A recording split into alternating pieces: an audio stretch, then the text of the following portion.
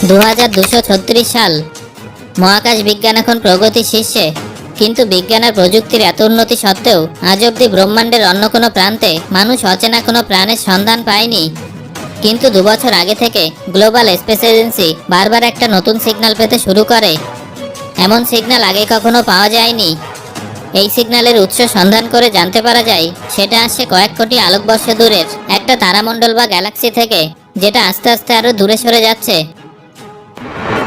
এই তথ্য আবিষ্কারের পরে বিজ্ঞানীরা সিদ্ধান্ত নেন এই রহস্য উদ্ঘাটন করতে একটা দুঃসাহসী মহাকাশ অভিযানের পরিকল্পনা করতে হবে। তার জন্য প্রয়োজন এমন এক মহাকাশযানের যার গতি আলোক থেকেও বেশি হবে। শেষ পর্যন্ত আজ সেই মহাকাশযান তৈরির কাজ সম্পূর্ণ হয়েছে। মহাকাশযানটার নামও বেশ উপযুক্ত, সেটার নাম হলো হোপ। কিন্তু হোপকে যদি তার সর্বোচ্চ গতিতে মহাশূন্যে পাড়ি দিতে হয়, তাহলে অটো পাইলট বা গ্রাউন্ড কন্ট্রোলের মাধ্যমে সেটা করা সম্ভব নয়। আলোক থেকেও দ্রুত গতিতে তাকে ওড়াতে গেলে মানুষের প্রয়োজন। তাই 4 জন বাছাই করা অভিজ্ঞ মহাকাশচারী ইতিহাসের সবথেকে গুরুত্বপূর্ণ মহাকাশ অভিযানটাকে সফল করার জন্য তৈরি হয়েছেন। অবশেষে যাত্রার শুভক্ষণ আসন্ন। পৃথিবীর মাটি ছেড়ে হোপ মহাকাশযান তার রকেট ক্যারিয়ারের পিঠে চেপে মহাশূন্যের দিকে রওনা দিল। ঘন নীল আকাশে পুরু ধোঁয়ার দাগ কেটে আরো ওপরে উঠে যাচ্ছে হোপ। এবার আমাদের মহাকাশযান বায়ুমণ্ডলের সীমানা পেরিয়ে যাচ্ছে। তৈরি হচ্ছে তার প্রথম অগ্নি পরীক্ষার সম্মুখীন হতে। তাকে এমন অসংখ্য অগ্নি পরীক্ষার মুখোমুখি হতে হবে তার অসীম যাত্রাপথে। তার সামনে এখন তাদের কক্ষপথে ভেসে থাকা অসংখ্য কৃত্রিম উপগ্রহের ধ্বংসাবশেষ, আবর্জনার জঙ্গল, যারা ঢেকে রেখেছে হোপের সামনে চলার পথ। তবে সৌভাগ্যের কথা, পাইলটরা এই ধরনের বাধা অতিক্রম করতে বেশ পটু। তাদের অসীম দক্ষতায় পৃথিবীর মায়া কাটিয়ে হোপ এখন মহাশূন্যে। এখন প্রশ্ন হলো, মহাশূন্যের যাত্রাপথে প্রথমেই কার সাথে দেখা মিলল? অবশ্যই পৃথিবীর একমাত্র উপগ্রহ আমাদের সবার প্রিয় চাঁদের। মজার ব্যাপার হলো, যদি একটা সাধারণ বিমানে পৃথিবী থেকে চাঁদে পাড়ি দিতে হয়, তাহলে পাক্কা 17 দিন সময় লাগবে। আর লাগবে প্রচুর বাতাস, যার মধ্যে দিয়ে ওই সাধারণ বিমানের পক্ষে সাঁতার কাটা সম্ভব হবে। কিন্তু আমাদের হোপ মহাকাশযানের পক্ষে এগুলো কিছুই নয়। হোপ অনেক বেশি উন্নত আর দ্রুতগামী।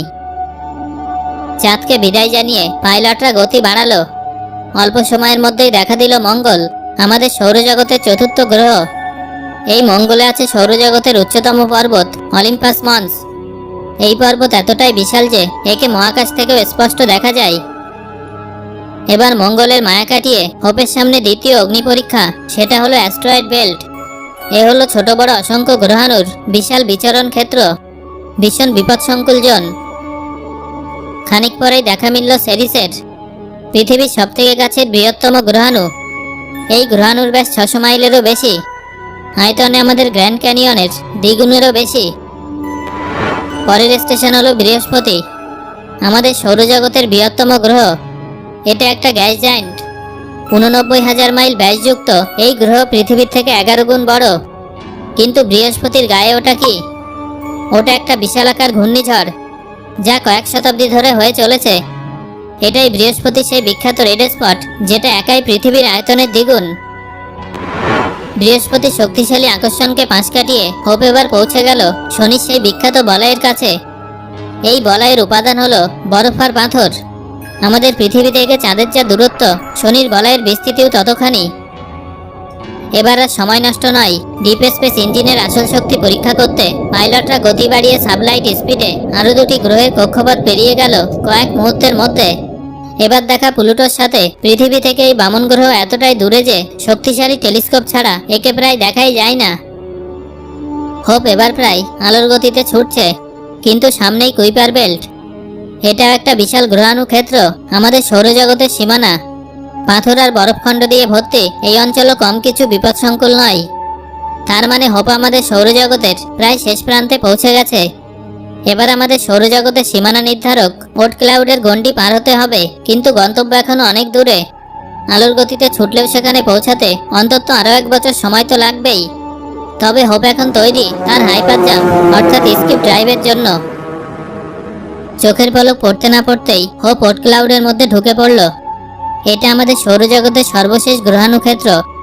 তবে এটা আগের দুটো গ্রহাণু ক্ষেত্রের মতো বিপদসংকুল নয়, কারণ এই অঞ্চলের গ্রহাণুগুলোর একে অপরের থেকে বেশ দূরে দূরে ছড়িয়ে আছে। এবার শুরু বৃহত্তম মহাশূন্য। এবার নিরাপদে আবার স্কিপ করা যেতে পারে। এক লাফে চোখের নিমেষে হোপ কয়েক আলোকবর্ষ পার হয়ে গেল। এখান থেকে দেখা যাচ্ছে সূর্যের প্রতিবেশী নক্ষত্র দ্য প্রক্সিমা সেন্টাউরি আর তার দুই বড় ভাই আলফা সেঞ্চুরি এ আর বি কে। এই দিন সৌরজগতের কোনো গ্রহ বা উপগ্রহে কোনো প্রাণীর অস্তিত্ব আছে কিনা তা এখনো জানা যায়নি। কিন্তু আর সময় নষ্ট করা চলে না। আবার স্কিপ করার জন্য তৈরি হলেন পাইলটরা।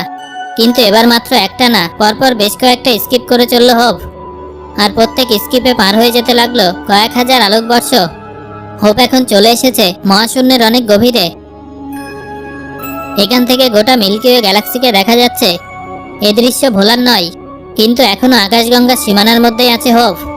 তাই সময় নষ্ট না করে আরো অনেকবার স্কিপ করে যেতে হবে। কিন্তু একসময় থামতেই হলো। এখন প্রশ্ন হলো, কেন থামতে হলো? বিস্ফারিত চোখে মহাকাশচারীরা দেখতে লাগলেন বেশ কিছুটা দূরে একটা নক্ষত্রের জীবন অবসান। এমন বিস্ফোরণ মানুষ কখনো চোখের সামনে প্রত্যক্ষ করেনি।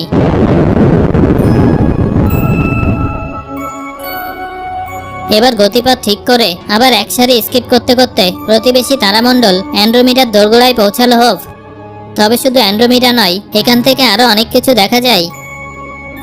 পাইলটরা নিরাপদ দূরত্ব থেকে পরিষ্কার দেখতে পেলেন অনেক আলোকবর্ষ দূরে জন্ম নিচ্ছে আরো একগুচ্ছ তারামণ্ডল। ওই একগুচ্ছ তারামণ্ডলের ঠিক মাঝখানে তৈরি হলো এক বিশাল দৈত্যাকার ব্ল্যাক হোল। এবার হোপ তার অভিযানে শেষ ধাপে এসে পৌঁছেছে। সে এখন তার শেষ লাফ অর্থাৎ শেষ স্কিপের জন্য তৈরি। সামনে চূড়ান্ত গন্তব্য, সেই রহস্যময় সিগন্যাল। অভিযানের শুরু থেকেই এই সিগন্যাল তাদের সাথে আছে।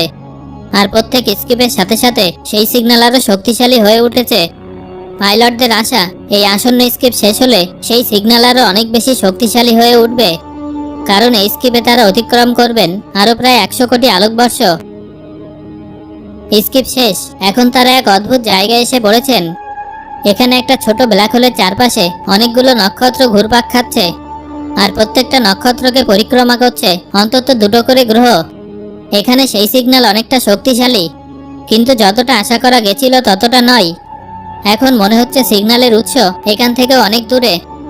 এই অদ্ভুত পরিস্থিতিতে কি করা যায় ভেবে না পেয়ে পাইলটরা স্থির করলেন তারা আরো সামনে স্কিপ করবেন। কিন্তু কোথায়? এখানে নিকষ কালো অন্ধকার আর নিস্তব্ধতা। এতই নিস্তব্ধ যে মনে হয় শ্রবণ শক্তি লোপ পেয়েছে, হারিয়ে গেছে দৃষ্টিশক্তি। এমন সময় চোখ ধাঁধানো আলোর ঢেউ গ্রাস করে ফেলল হোপকে। আর পাইলটরা বিস্ফারিত চোখে দেখলেন তারা বিশ্বব্রহ্মাণ্ডের শেষ সীমানায় এসে পড়েছেন। এই সীমার বাইরে কি আছে তা মানুষ আজ পর্যন্ত আবিষ্কার করতে পারেনি। সামনে নিত্যরত আলোর এক অসীম দেওয়াল। এই দেওয়ালের কোনো শুরু বা শেষ নেই। কিন্তু এই দেওয়ালও থেমে নেই, খুব দ্রুত সরে যাচ্ছে আরো দূরে। আর সঙ্গে করে নিয়ে যাচ্ছে সেই রহস্যময় সিগন্যাল, যেটা হঠাৎ করে অতিরিক্ত শক্তিশালী হয়ে উঠেছিল। এবার পাইলটরা বুঝতে পারলেন ওই সিগন্যালকে ধাওয়া করা ছিল মহাবিশ্বের সীমানার হাতছানি। কিন্তু অভিযানের এই পরিণতি মহাকাশচারীদের পক্ষে মেনে নেওয়া সম্ভব নয়। তারাই সেই দিকে ছাড়তে বদ্ধপরিকর। তারা একটু সময় নিল সিদ্ধান্ত নিতে। তারপর চাপ দিলেন স্কিপ ড্রাইভের হাতলে। চোখের নিমেষে হোপ মহাকাশযান মিলিয়ে গেল অসীম আলোর জগতে। শুরু হলো তার অসীম অনন্তহীন যাত্রা।